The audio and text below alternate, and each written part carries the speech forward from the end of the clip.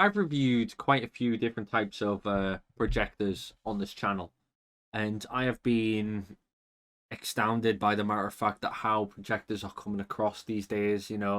All the way from like projectors that were 480p, 720p, all the way up to like 4K projectors. Now, I've been very happy with a lot of the ones I've got on this channel, and especially from a company called Boommaker. While I'm breaking my chair, that's better. I need that lumbar support. This is what we're taking a look at today. This is the Boommaker Cinema 500 Max. And this one is full HD 1080p, and I'm extremely excited.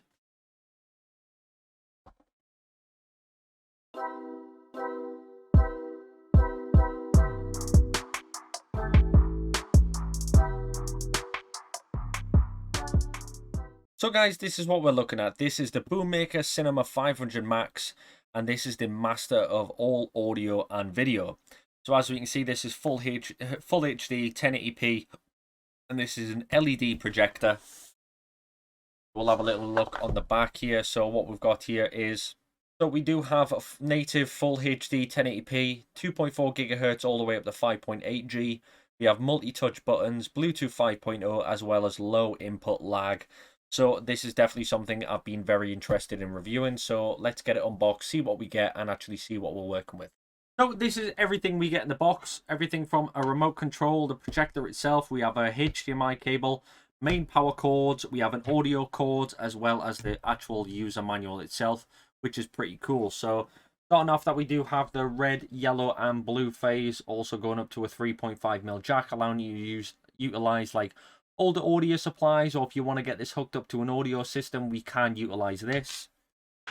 Now, they also provide us with a HDMI cable with protective ports, which is nice to see. So basic HDMI, I'm not sure if it's version 2 or 2.1. That's something I'll have to look at too in a later date. But they do offer you a HDMI cord. And then, of course, we do also get the actual power supply plug as well. Basic 3-pin plug here in the UK. And then also goes to an actual dual port on the back. Probably remind it from some form of like a PlayStation controller. There's still quite a lot of different technologies out there that still use this port. And if this isn't long enough, you can buy them extremely cheap online if you do want to get a different size. And then, of course, we have the main user manual going on here.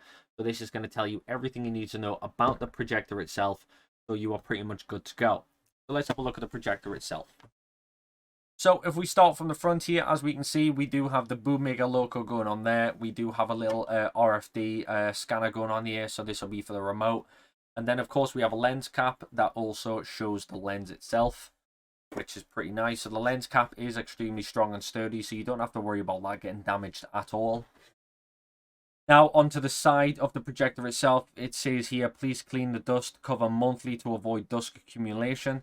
So first of all, starting on the left-hand side here, this is a scroll for the lens itself. So if I just turn that on an angle there, you'll be able to see that the lens is actually moving out. So this is to defer how far you actually have the projector away from the device you are projecting it to, whether it be a wall, a ceiling, a projector screen, you name it. So that we'll be able to utilize for that alone. Now, on the side here, we do have a vent port for the actual extraction fan. So if I get this open here, this port just slides off right there. And as you can see, there is a little black filter in there, which just pulls out. And then this is the part you actually clean. All you need to do is get a hoover or some form of blower to actually get rid of all the dirt and dust and grime. So this is a monthly job, depending on your area of where you live, of where you actually have this situated. You might want to do it a little bit more regular. If the fans start getting a little bit louder, I probably would recommend doing it more regular. But of course, that is the predominant time, which is roughly once a month. Let's put that back on there. Now, looking at the opposite side of the actual projector itself, we do have some cooling fins going on here. So this, I imagine, is going to be your intake fan or your outtake fan. So this is going to allow you to keep the projector nice and cool during those long times when you're actually using this, watching your movies, your films, etc., etc. So onto the back of the projector itself, we do have this chrome bezel going on here, as well as the actual speaker for the projector and also the power supply. Now, as it says, this is 1080p Full HD HDMI. We do have two USB ports. We have an IR sensor for the remote. We have a headphone jack, an AV jack, which will be for predominantly be for the red, yellow, and blue to 3.5mm jack to attach this to an audio supply other than the speaker itself or via Bluetooth. And then we also have 2 HDMI ports, depending if you're going to have this hooked up to 2 different devices. It could be a TV, it could be a video box, it could be a PlayStation, an Xbox, all that good stuff. So you have full utilization of everything going on. Now, onto the bottom of the projector at all, we do have 4 little feet here. So if you are going to use this on a fixed surface, that's what they're for. But if I do grab a knife, so if I do just grab a quick knife just for quick of ease of access and actually pop one of these covers off, underneath here you will see that we do actually have a screw thread. I'm going to move this here. So we do actually have a screw thread going on there. And what this allows us to do is actually fit this to an external supply. So the likes of a ceiling mount, a wall mount, a tripod. And there is a 4-point for this as well, so you don't have to worry about that. But in the end of the day, if you are going to have this onto a fixed surface, we do also have this little knob here, which is a screw thread. If I turn this on the side, it might be a bit easier to see. So if I pop it that way. So if I unscrew this, what this pretty much allows you to do is actually use this on an elevated surface or a lowering surface to make sure you have the projector as level as possible. So what this pretty much allows us to do, if we go to the next camera, this allows us to place that down with the gap underneath the main majority of feet. Closer, so as you can see, there is actually a gap underneath the projector itself. This screw port at the bottom here is actually doing most of the work. As we can see, there is about an inch of a gap there, and you can keep screwing that, keep going, keep going, keep going, keep going. It is relatively quite large.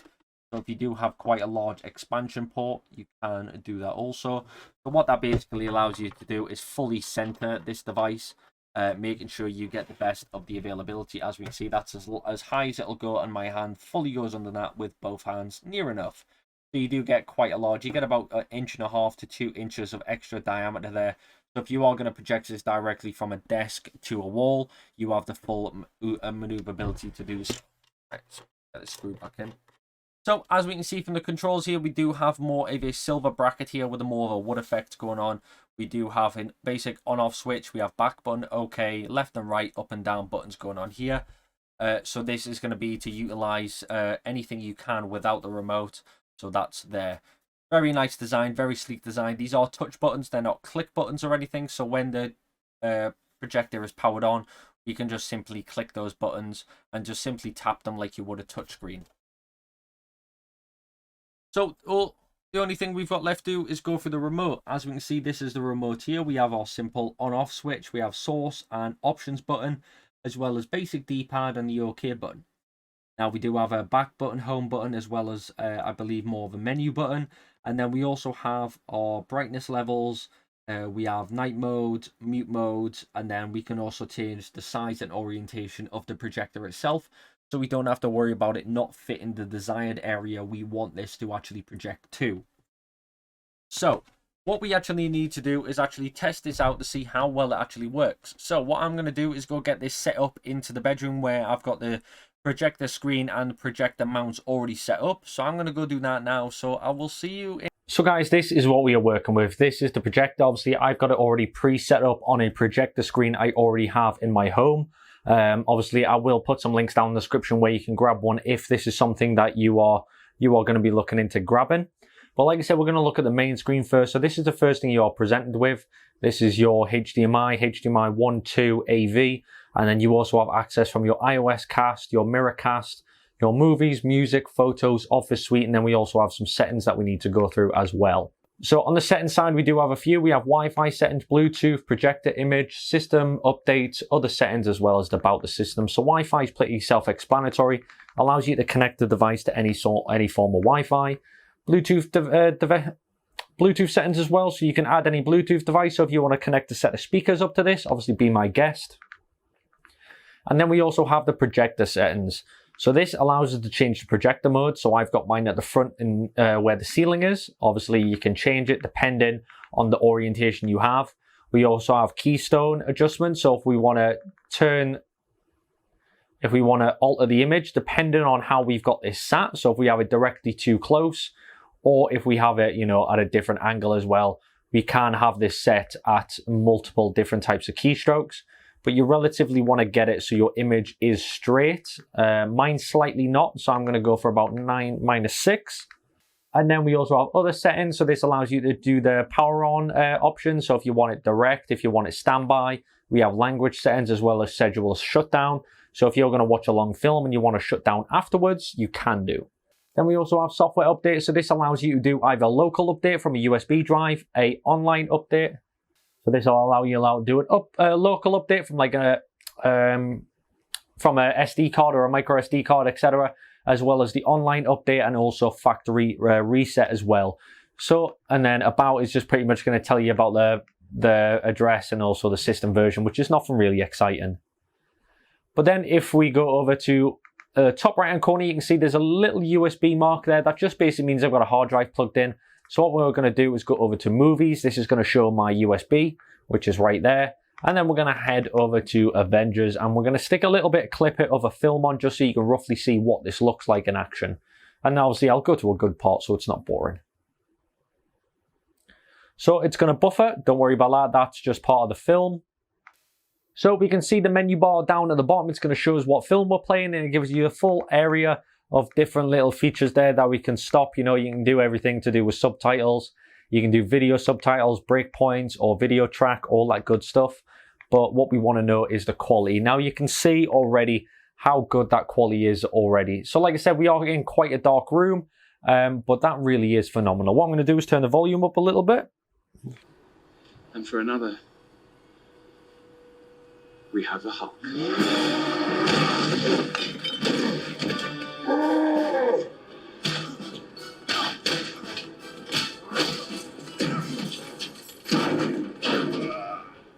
Let him have his fun.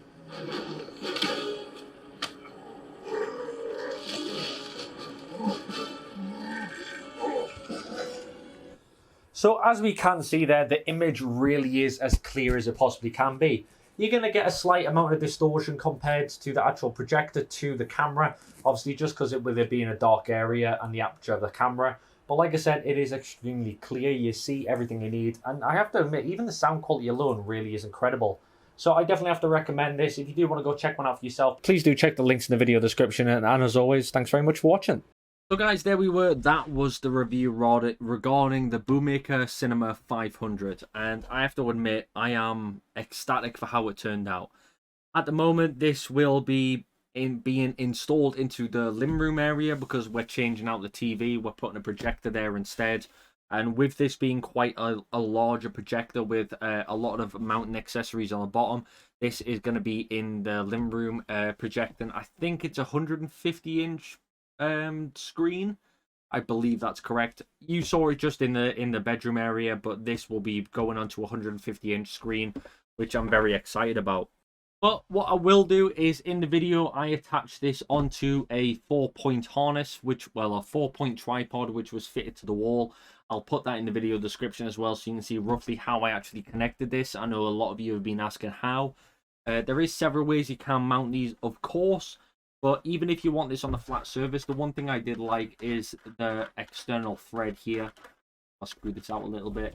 What this allows us to do is raise this off the ground further to get, even if you want to mount this on a table or a desk, you can mount this directly to the wall in front. And that, I have to admit, that's one thing that, ironically, a lot of tripods should have, but a lot of tripods? It's a lot of projectors should have, but a lot of projectors don't have.